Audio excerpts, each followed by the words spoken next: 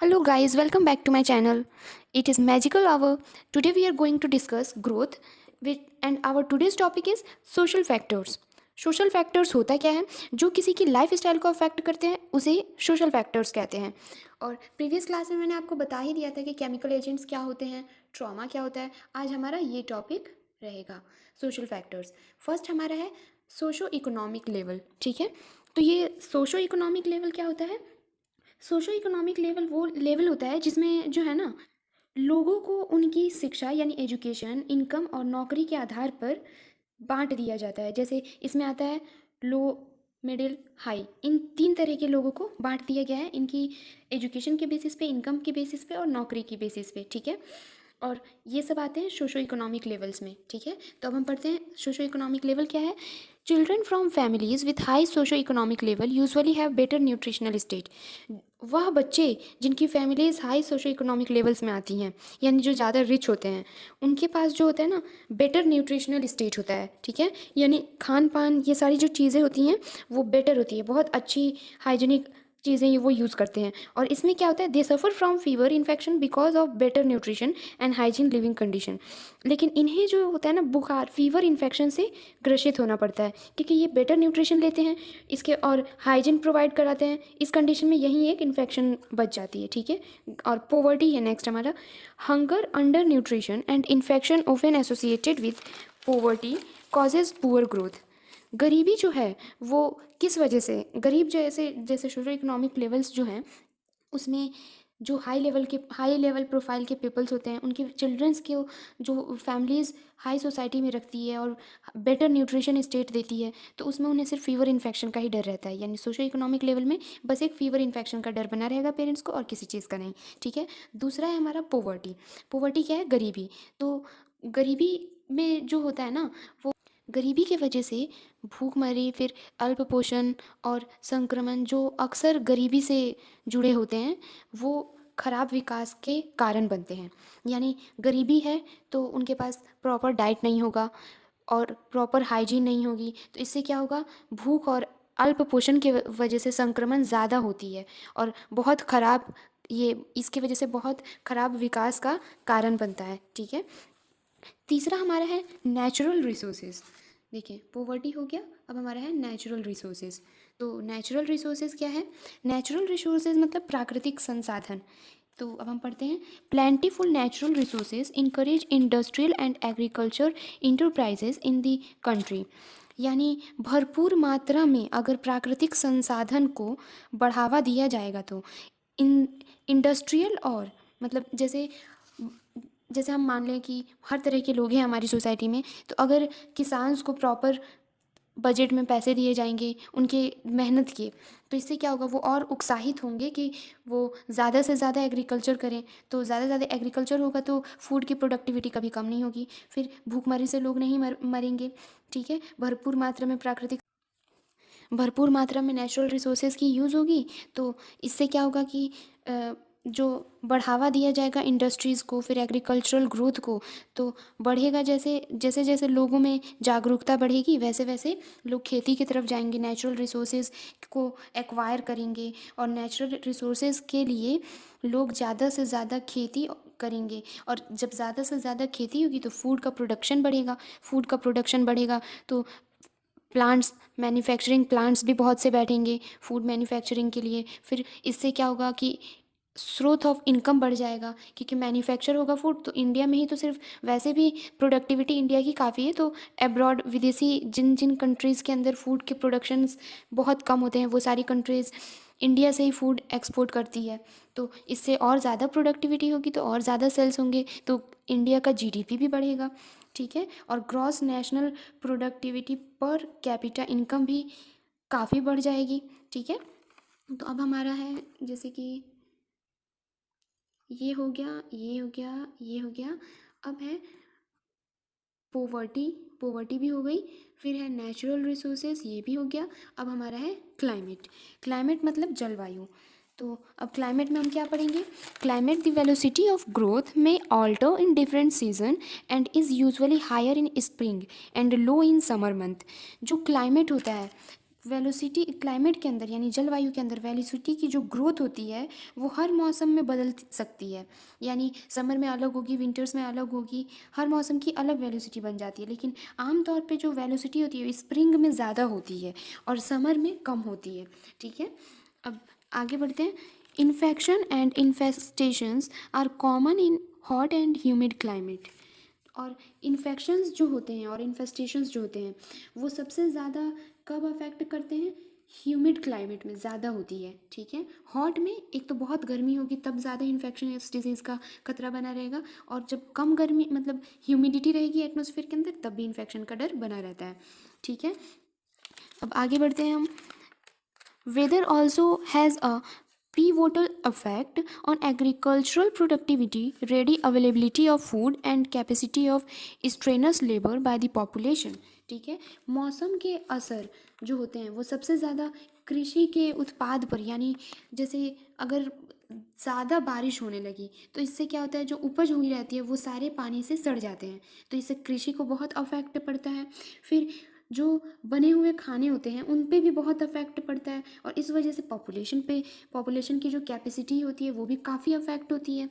ठीक है, तो अब हमारा नेक्स्ट है इमोशनल फैक्टर्स। ठीक है, इमोशनल फैक्टर्स यानी भावनात्मक फैक्टर्स। ठीक है, children from broken homes and orphanages do not grow and develop at an optimal rate.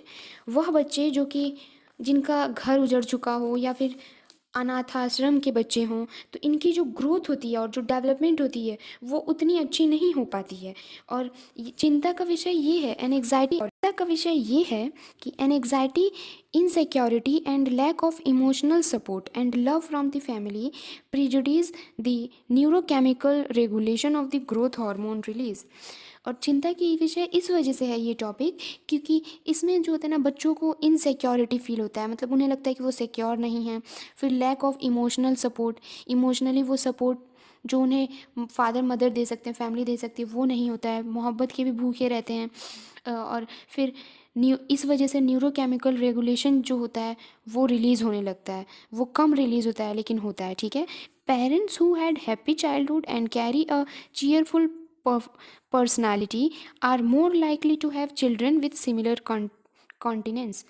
वह माँ बाप, वह पेरेंट्स जिनका बचपन बहुत खुशहाल गुजरा हो, वो बहुत ही वो उम्मीद में रहते हैं, और उनकी जो मतलब चिल्ड्रंस होते हैं वो सिमिलरली उन्हीं की तरह होते हैं। ठीक है, कल्चरल फैक्टर्स नेक्स्ट हमारा है कल्चरल फैक्टर्स। ठीक है, कल्चरल फैक्टर समुदाय कारक। ठीक है, methods of child rearing and infant feeding in the common community are determined by cultural habits and conventions. ठीक है, इसका मतलब हुआ कि जो समुदाय यानी सोसाइटी जो होती है उनमें बच्चों के पालन पोषण और शिशु आहार के जो तरीके होते हैं वो पारंपरिक रूप से अलग होते हैं। ठीक है, there may be religious taboos against consumption of particular type of food. और रिलीजियस के अकॉर्डिंग बहुत से अलग अलग तरह के फूड पार्टिकुलर टाइप्स कंजप्शन कराए जाते हैं। ठीक है, this affect the nutritional state and growth performance of children. और इस वजह से क्या होता है कि न्यूट्रिशनली आहारिक तौर पे बच्चे की ग्रोथ और उसकी परफॉर्मेंस बहुत अफेक्ट होती है। नेक्स्ट है पेरेंटल एजुकेशन। इमोशनल फैक्टर्स हो गया, कल्चरल फैक्टर्स भी हो गया, अब है parental education. Mother with more education are more likely to adopt appropriate health promoting behavior which have direct and indirect influences on growth and development।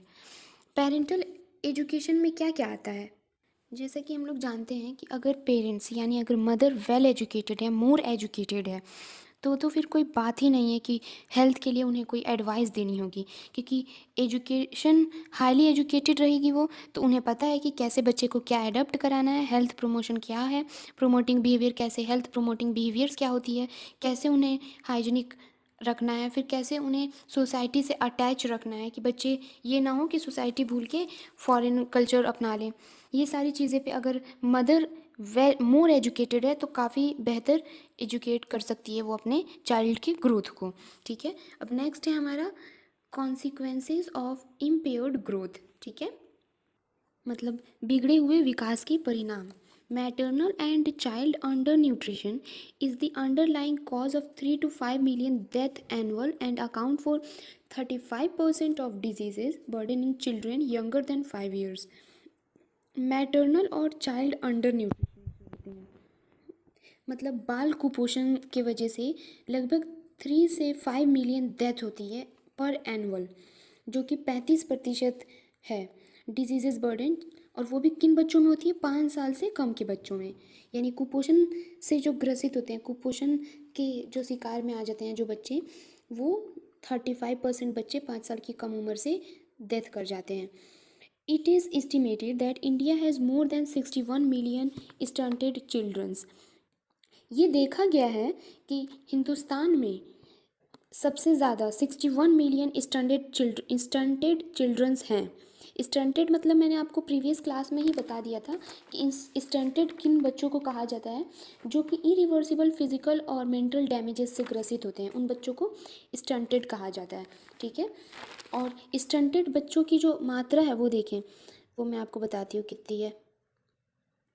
यहाँ देख रहे हैं आप 61 मिलियंस, ठीक है, और 34% बच्चों की, जैसे 34% ऑफ ग्लोबल टोटल बच्चों की इंडिया में ही आबादी है, जिस वजह से बच्चों की बहुत ज़्यादा स्टंटेड रहने की क्षमता बढ़ जाती है।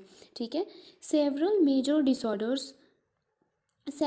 disorders of later life, including coronary heart diseases, hypertension, and type 2 diabetes, originate from impaired intrauterine growth and development. These diseases may be consequences of programming whereby a stimulus or insult at a critical sensitive period of early life has permanent effect on structure, physiological and metabolism. ठीक है, जैसे कि बहुत से disorders इसमें ये हैं, जैसे कोरोनरी हार्ट डिजीज़ेस हो गए, ठीक है, हाइपरटेंशन हो गया, टाइप 2 डायबिटीज़ हो गया, जो कि ओरिजिन करता है यानी originate from impaired intra uterine growth की वजह से इनका उत्पादन हो जाता है, यानी ये बन जाते हैं। और ये इस वजह से होता है क्योंकि गर्भाशय के अंदर क्रोमोसोमल डिसऑर्डर्स हो जाते हैं, या फिर और भी बहुत सारे डिसऑर्डर्स हैं जो कि गर्भाशय के वक्त होते हैं, उस वजह से ये सारी डिजीज़ेस होती हैं जो कि परमानेंटली अफेक्ट करती है और फिज़िकली और मेटाबॉलिज्म भी कम कर देती है। ठीक है, the developmental origins of health and diseases, DOHAD, यानी developmental origins of health and diseases. DOHAD क्या हुआ? Developmental origin of health and diseases. ठीक है, बार्कर हाइपोथेसिस जो है वो propose that alterations in fetal nutrition and endocrine status result in developmental adaptation that permanently change structure, physiology and metabolism, thereby predisposing individual to cardiovascular metabolism and endocrine diseases in adult life. Barker's hypothesis ये बताता है कि alteration of fetal के अंदर जो alteration fetal के अंदर nutritional alteration होता है इंडोक्राइन स्टेट के दौरान, तो वो जो होता है डेवलपमेंट को एडेप्टेशन से कम कर देता है परमानेंटली, और इसके वजह से स्ट्रक्चरली फिजिकली एंड मेटाबॉलिज्म क्या करता है? प्रीडिस्पोजिंग कर देता है, यानी पहले ही डिस्पोज कर देता है इंडिविजुअल टू कार्डियोवैस्कुलर को अलग से। ठीक है, next, as a result infants born with low birth weight have increased risk of diabetes, hypertension, coronary artery diseases and hyperlipidaemia in adult life. और ये जो ऊपर मैंने बताया बाइकर्स हाइपोथेसिस, इसके रिजल्ट में यानी इसकी वजह से क्या होता है, जो इन्फेंट होता है वो या तो कम वज़न में पैदा हुआ हो, या इंक्रीज फ्यूचर में उसे डायबिटीज़ की जो मधुमेह जिसको बोलते हैं उसकी रिस्क ज़्यादा बढ़ जाए, या फिर हाइपरटेंशन हो जाए उसको, या फिर कोरोनरी आर्टरी डिजीजेस हो सकती है, और एडल्ट होने के बाद हाइपरलिपिडेमिया भी हो सकता है। अब हमारा है लॉज ऑफ ग्रोथ। ठीक है, growth and development of children is a continuous and orderly process. Growth जो होता है, development of children is a continuous and orderly process, ये एक पूरे ग्रोथ का जो प्रोसेस होता है वो एक वेल ऑर्डर में होता है, ठीक है। यानी जैसे फर्स्ट स्टेज, फिर सेकंड, फिर थर्ड। नेक्स्ट हमारा है laws of growth. Growth and development of children is a continuous and orderly process.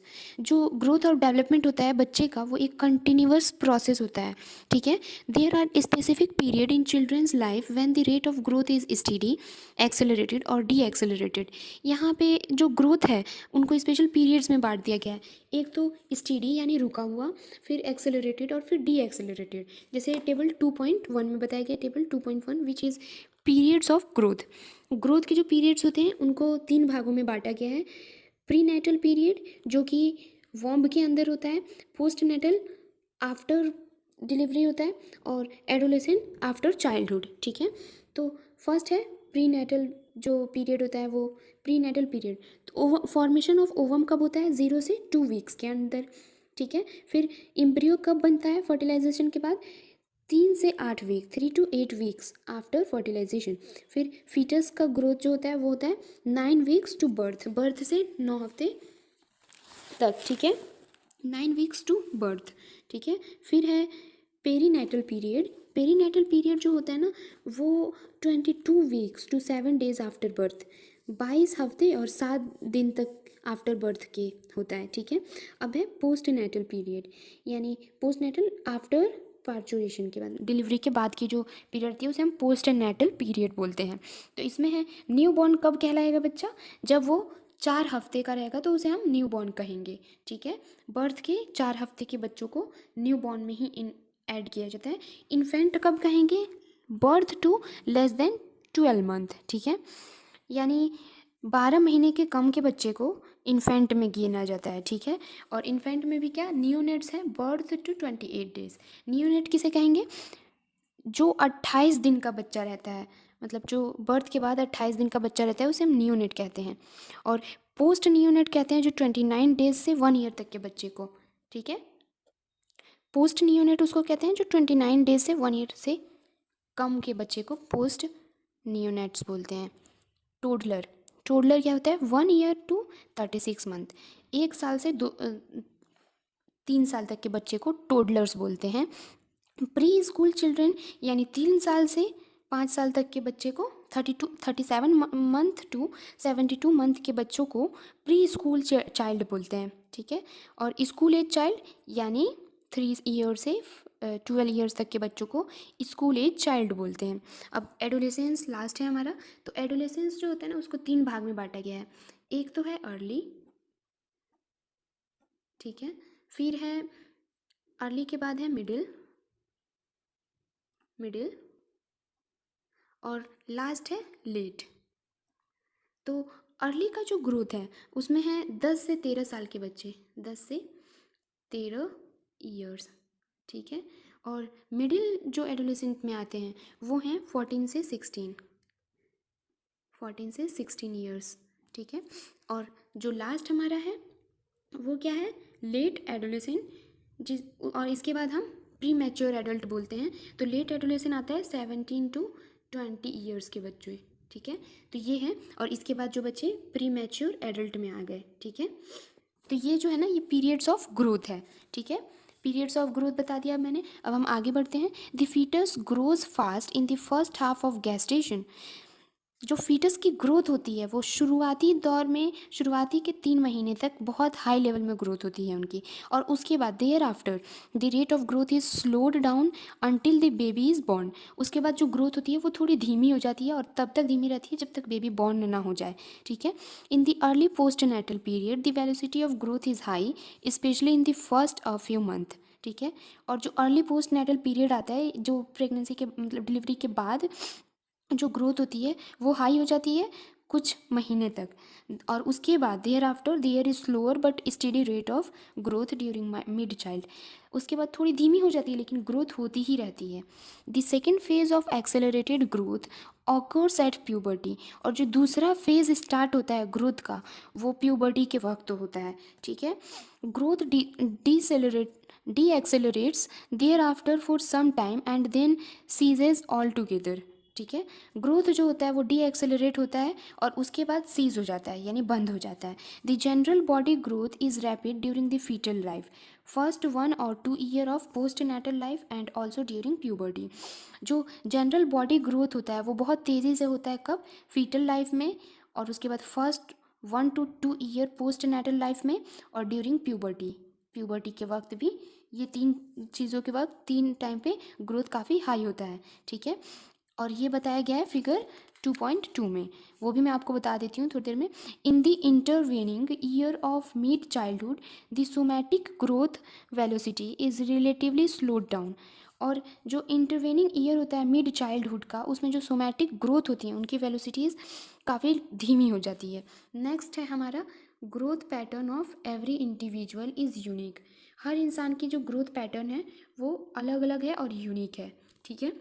जैसे किसी के अंदर हाईली ग्रोथ, किसी, जैसे आपने नॉर्मली भी देखा होगा कि बहुत से लोगों की हाइट ज़्यादा होती है, बहुत से लोगों की कम होती है, तो हर पर्सन की जो ग्रोथ होती है वो अलग अलग होती है। Order of growth is cephalocaudal and distal to proximal. जो ग्रोथ का ऑर्डर होता है वो सिफेलोकॉडल होता है और डिस्टल होता है प्रॉक्सिमल के तौर पे। During foetal life growth of head occurs before that of neck. जैसे फीटल लाइफ में क्या होता है, गले, सर से पहले growth of head occur before that of neck. Sir का ग्रोथ पहले हो जाता है गले के comparison. And arms grow before legs. और आर्म्स, हाथ जो होता है वो पहले ग्रोथ हो जाता है पैर के comparison. Distal part of the body such as hand increase in size before upper arms. और डिस्टल पार्ट जो होता है बॉडी का वो ये कि जो अपर आर्म्स होते हैं उनका साइज़ इंक्रीज हो जाता है, बढ़ जाता है। The postnatal life growth of head slows down but limbs continue to grow rapidly. जो पोस्ट नेटल लाइफ होता है उसमें हेड का जो साइज़ होता है वो स्लो डाउन, धीमे हो जाता है, लेकिन जो लिम्स होते हैं वो तेज़ी से बढ़ने लगते हैं, ठीक है। अब नेक्स्ट जो टॉपिक बच गया हमारा वो है different tissue grow at different rate. तो ये मैं आपको नेक्स्ट लेक्चर में अपलोड कर दूँगी। अगर अभी तक आपने मेरा चैनल सब्सक्राइब नहीं किया है तो आप नीचे जो रेड कलर की सब्सक्राइब बटन लिखी हुई है उस पर आप क्लिक करें, सब्सक्राइब करें, लाइक करें और शेयर भी करें। Thank you.